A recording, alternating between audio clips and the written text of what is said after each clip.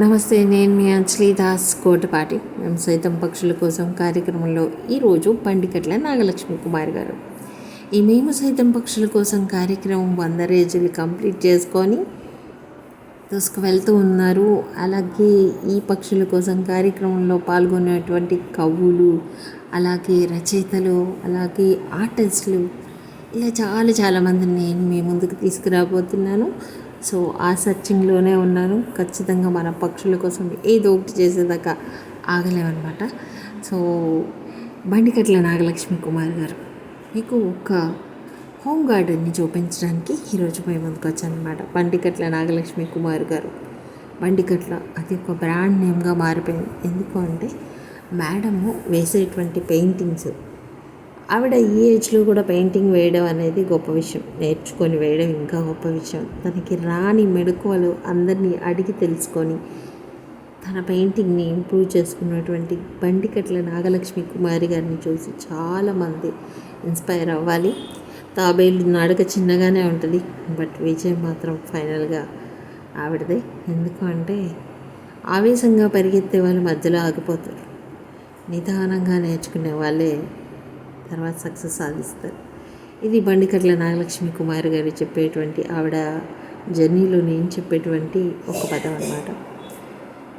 So ఆవిడని చూసినప్పుడు చాలామంది ఆవిడకి సలహాలు చెప్తూ ఉంటారు, అలా వేయమ్మా, ఇలా వేయమ్మా, బాధపడతారు కానీ ఎదురుగా ఏం మాట్లాడరు. ఎందుకు అంటే ఆవిడని మనం ఇన్స్పిరేషన్గా తీసుకోవాలి. ఒక్కొక్కరు పెయింటింగ్లో ఇలాంటివన్నీ కూడా ఎదురవుతూ ఉంటాయి. ఎవరి పెయింటింగ్ బాగోపోయినప్పటికీ కూడా వాళ్ళు సలహాలు చెప్పడానికి ముందుకు వచ్చేస్తారు. ఆవిడ బాధపడతారు కానీ ఎవరికి ఏమనరు, ఎందుకంటే అవి పాజిటివ్గా తీసుకుంటారు కాబట్టి.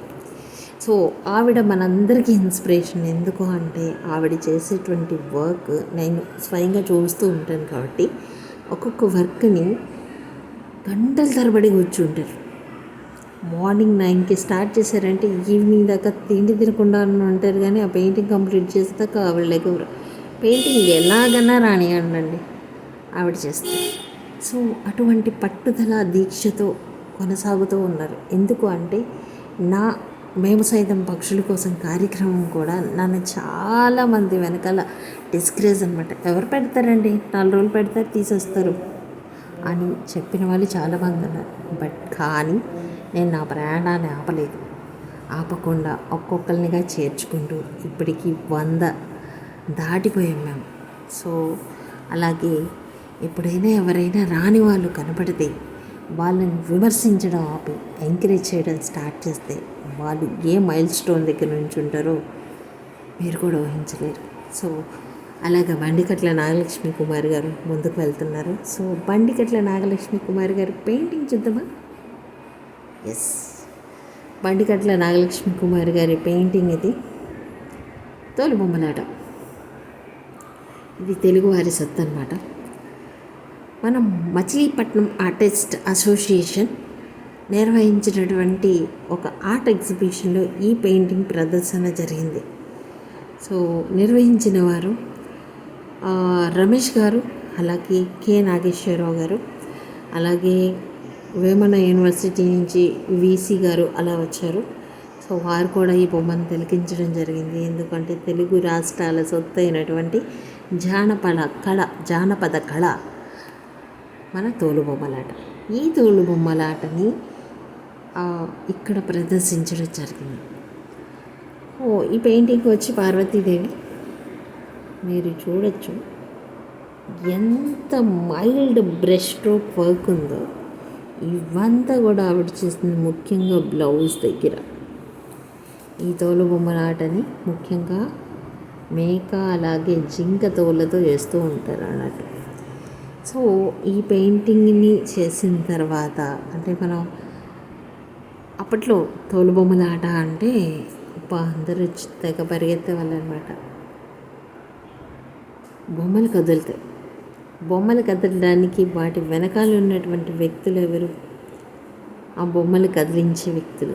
ఆ బొమ్మలు ఆ తెర మీద పడడానికి వెనకాల నీడలు ఉంటాయి. ఆ నీడలు దీపపు నీడలు కానీ లేకపోతే లైట్ల నీడలు కానీ ఉంటాయి.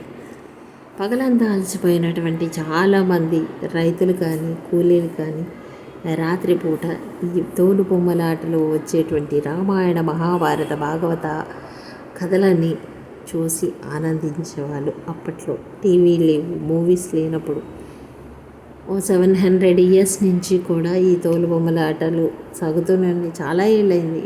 ఇప్పటి కళ కాదు అసలుకి. సో ఈ కళ మన సొత్తే. సో ఇది ఇటీవల మన ఆంధ్రప్రదేశ్ నుంచి కొంతమందిని పద్మశ్రీకి సెలెక్ట్ చేయడానికి ఈ తోలుబొమ్మలాట కారణమైంది. సో కాబట్టి ఈ తోలుబొమ్మలాట ఎక్కువగా అందరినీ ఆకర్షించిందనమాట ఈ తోలుబొమ్మలాట. సో బండికట్ల నాగలక్ష్మి కుమారి గారు వేశారు. ఒకసారి ఆవిడ తోటలో ఉన్నటువంటి దానిమ్మ చెట్టు గురించి తెలుసుకుందామంటే, చిన్న కుండీలో వేసినటువంటి చెట్టు ఎన్ని పెద్ద పెద్ద కాయలు కాసాయో ఒకసారి ఆవిడే చూపిస్తారు, చూద్దానండి. దానిమ్మ చెట్టు అండి ఇది. చెట్టుకి 4-5 కాయలు వచ్చినాయండి. అర డజను కుండీలో పెట్టానండి. ఇదిగోండి పువ్వులు కూడాను, కాయలు పువ్వులు, ఇదిగోండి కాయలు.